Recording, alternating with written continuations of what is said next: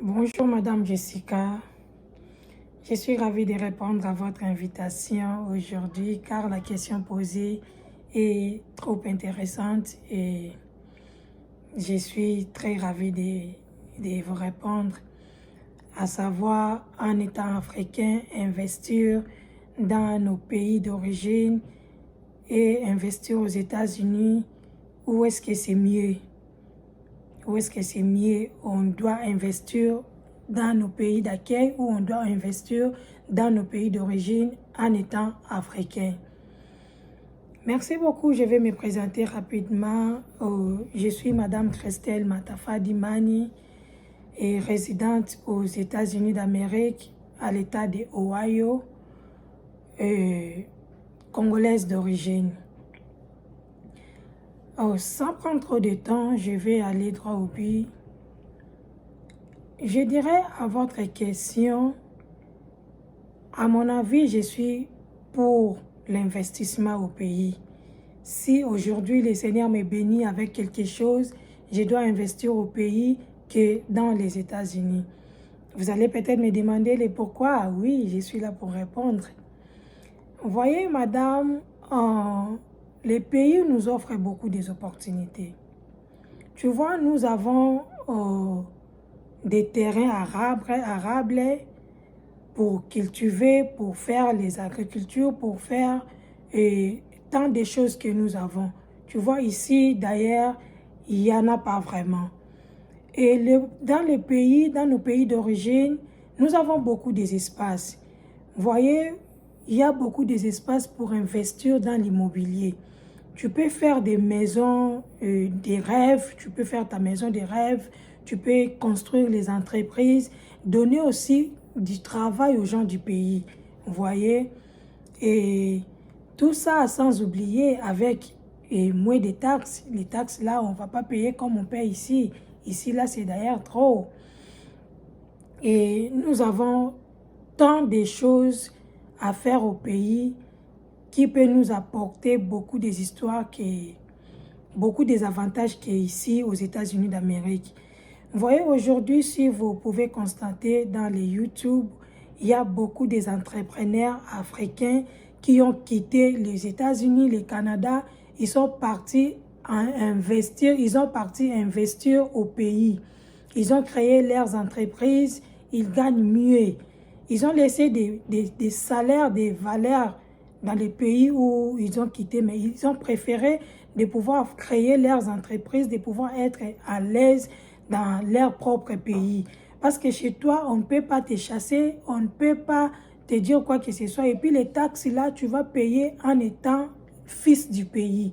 Mais si tu investis en dehors du pays, comme nous sommes ici aux États-Unis d'Amérique, tu investis ici, tu dois payer les taxes comme un extrapatrié, tu vois.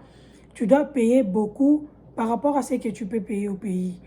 Et au pays, si tu crées peut-être les entreprises, tu fais tes agricultures et autres, tu peux aussi donner du travail aux gens du pays. Ils peuvent aussi bénéficier de ça. Et je dirais encore quelque chose qui peut être des avantages d'investir en dehors du pays. Nous parlons des États-Unis parce que nous sommes ici, mais aussi nous avons des exemples tangibles que nos frères et sœurs ont vécu en dehors du pays. Voyez-vous, à Congo-Brazzaville, en Angola, à Congo-Brazzaville avec, je ne sais pas c'était quoi, Opération Mbata Mukolo, c'est ça. Les Congolais les connaissent mieux, les Congolais en connaissent mieux, même aussi d'autres Africains peuvent les connaître. Opération Mbata Mukolo. Il y a eu nos frères qui ont fait des années à Congo-Brazzaville, et puis au Congo-Brazzaville, pardon, et puis à la fin, ils ont quitté main vide, sans même les habits. On les a chassés comme je ne sais pas, les animaux ou comment. On connaît très bien l'histoire. Vous voyez, mais les gens là, il y a d'autres parmi eux, il y a eu d'autres parmi eux qui avaient aussi des entreprises, des maisons par exemple, des choses, des valeurs qui pouvaient leur rembourser quelque chose. Mais ils les ont perdus du coup. Parce que ce n'était pas leur propre pays, malgré les années qu'ils avaient fait. Et juste après, il y a eu encore quelque chose pareil en Angola. On avait chassé nos frères, on avait tabassé, violé même les mamans des vieilles dames parce qu'ils étaient des étrangers et on les avait chassés. Il y a d'autres même, tu pars acheter quelque chose, on te ramasse et sur la rue comme ça, on te chasse, ta maison reste, ton argent reste, tes histoires restent, tu as perdu. On est là, on habite calmement, mais on ne sait pas quand est-ce que quelque chose peut nous arriver. Mais si tu investis chez toi, qu'il pleuve ou qu'il neige, tu es chez toi, personne ne peut te chasser, personne ne peut te maltraiter, te malmener, te dire quoi que ce soit, parce que c'est chez toi. Voyez-vous, c'est ce qui m'a motivé de ne pas pouvoir investir trop dans les étrangers, dans les États-Unis que j'habite, et investir plutôt au pays. Investir plutôt au pays. Parce que on ne sait pas. On ne sait pas. Mais cela ne m'empêche de vivre une vie heureuse ici. Ne m'empêche de vivre et ne m'interdit de vivre une vie heureuse ici. Je dois vivre ma vie comme il faut, voyez-vous. Si je dois prendre une maison, je dois les prendre. Si je dois créer même une petite entreprise pour que je sois à l'aise et de ne pas trop souffrir dans des warehouses, je peux les faire. Je peux les faire pour être à l'aise parce que je vis ici.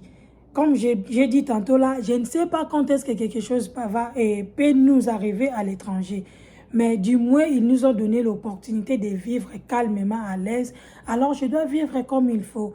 Je ne dois pas toujours focaliser, investir au pays, donner